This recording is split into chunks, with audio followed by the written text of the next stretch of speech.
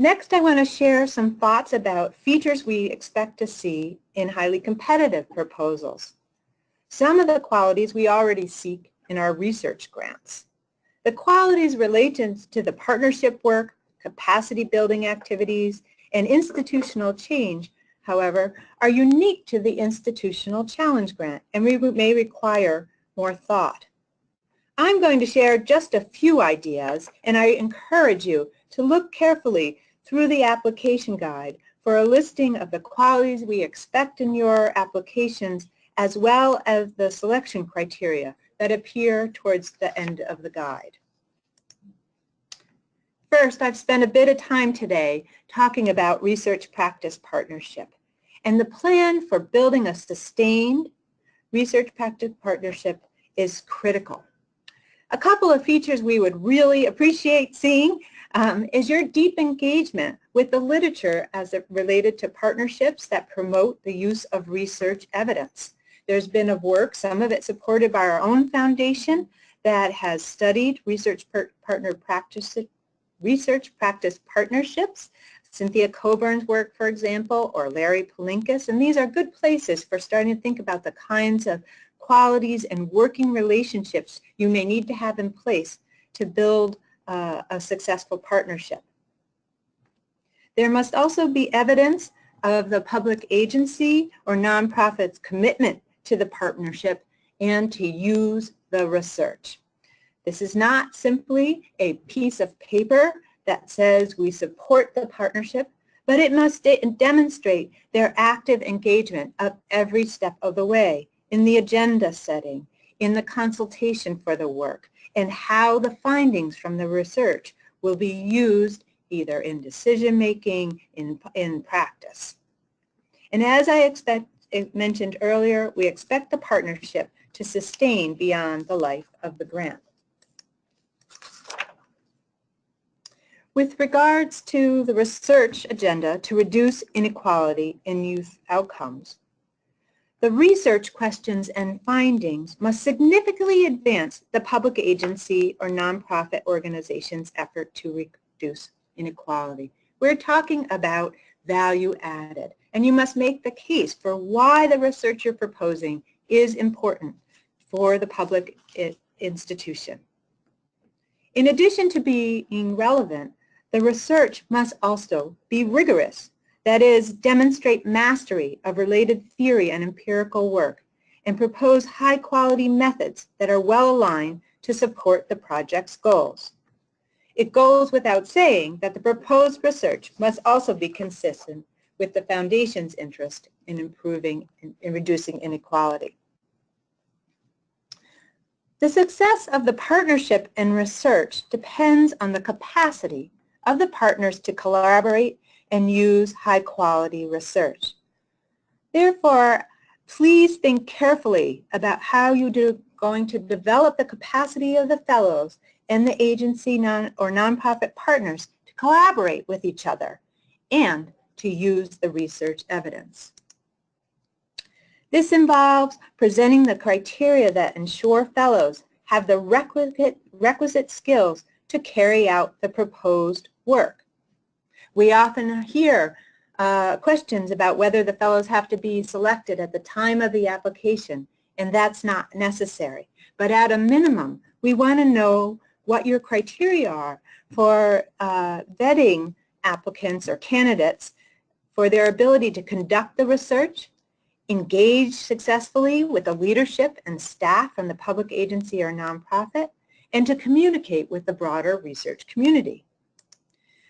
The narrative must also include a feasible plan for increasing the capacity of the public agency or nonprofit organization to use research in decision-making to improve youth outcomes. Equally important, but perhaps most challenging, will be the plan to change institutional policies and practices to value research practice partnerships in their work. For most, this section will involve a new type of reflection and a new type of brainstorming. Reviewers will want to see a thoughtful discussion of potential obstacles within your own institution or more broadly that may limit participation in research practice partnerships. And importantly, a plan for overcoming these obstacles. These plans should be discussed in the letter of support from your own institution, along with assurances that the research institution will alter policies or enact new practices to attract, support, and reward strong investigators to conduct partnership research. And as I've mentioned before, these changes should be sustained beyond the conclusion of the award. Those are some of the criteria we will look for and qualities of the application. I just wanted to share a few notes. Some of them are also consistent with the questions that have been asked. First, the applications are due on September 12, 2017. We've been asked by many, do you require a letter of inquiry? The answer is no. We are going straight to the full proposal stage, and we're asking for you to take seriously the letters of support and memorandums of understanding or operating agreements that you have between the partnerships. As Adam mentioned earlier, we welcome applications from partnerships in a variety of youth-serving areas. We list some in our guide: education, justice, child welfare, child mental health, immigration, workforce development, but we welcome you to make the case for others. We also encourage proposals from teams with African American, Latino, Native American, and Asian American members in leadership roles.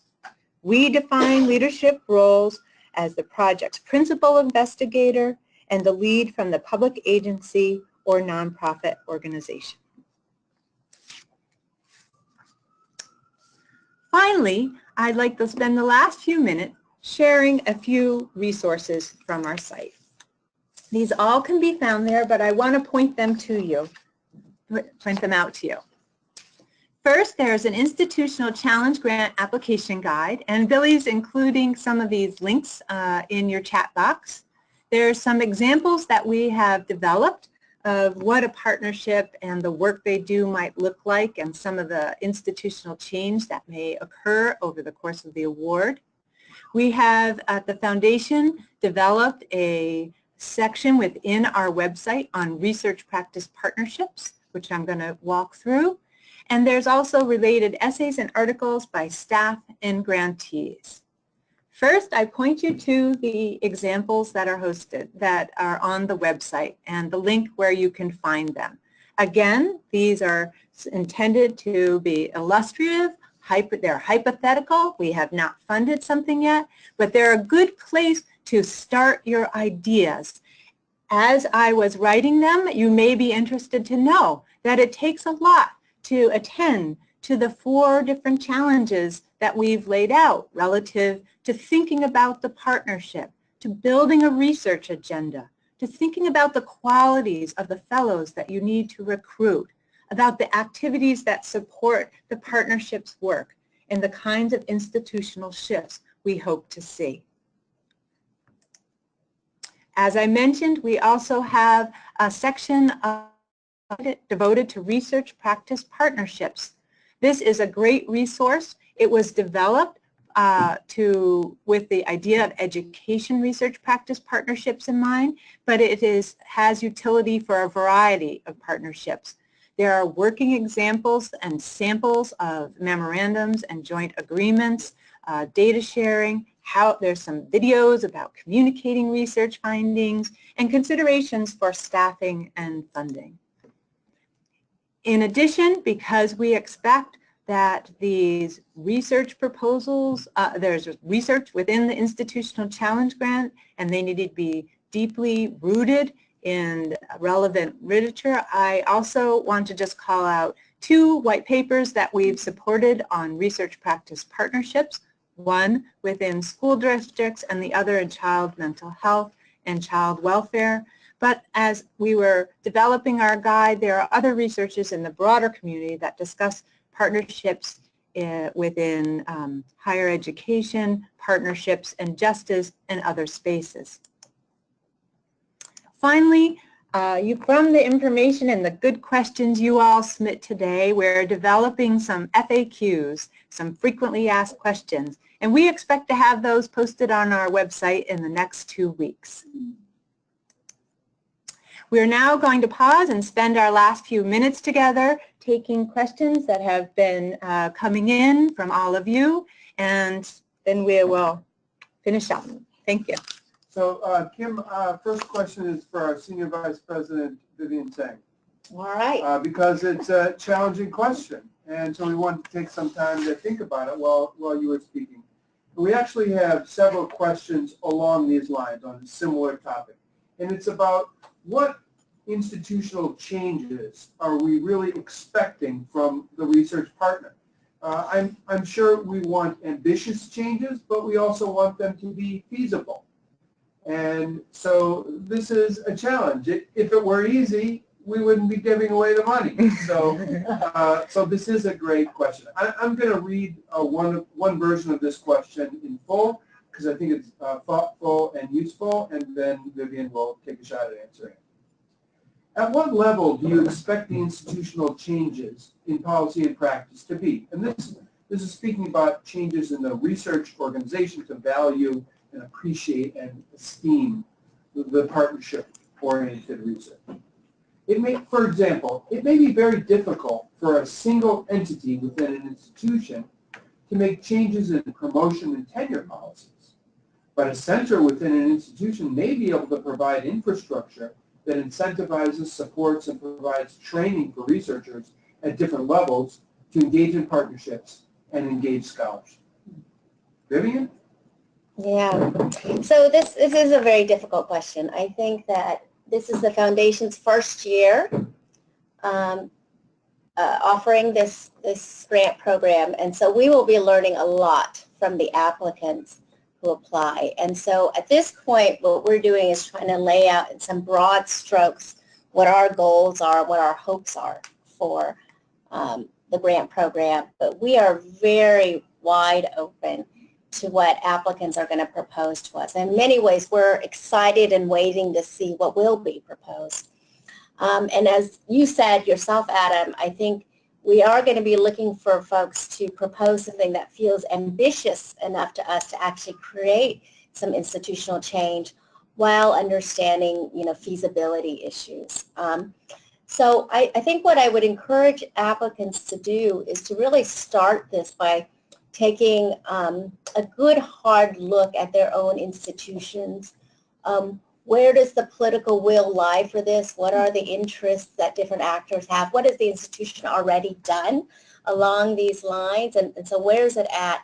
And what do they think that in the 3-year span of this work is both ambitious and feasible to accomplish? And perhaps also your thoughts on where that would leave you in the longer term in terms of institutional change. So, we're not going to promote this magical thinking that within a 3-year span some miraculous change is going to occur, but perhaps this grant can provide some leverage to fulfilling some of the longer term changes that university leaders have. And so we would just welcome that good thinking. And ultimately, we hope that the institutions we fund will serve as beacons and provide some good ideas for other institutions around the country who are looking to make similar kinds of changes.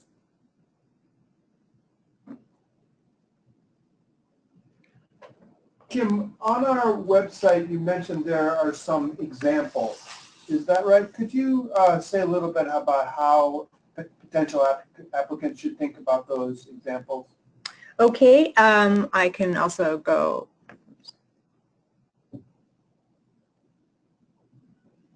As I mentioned, there are 3 examples that we developed to illustrate the kinds of thinking and the scope of the longer-term research agendas, as well as specific research projects that applicants might undertake during the 3-year, but also with a longer-term view about what the broader ambition might be.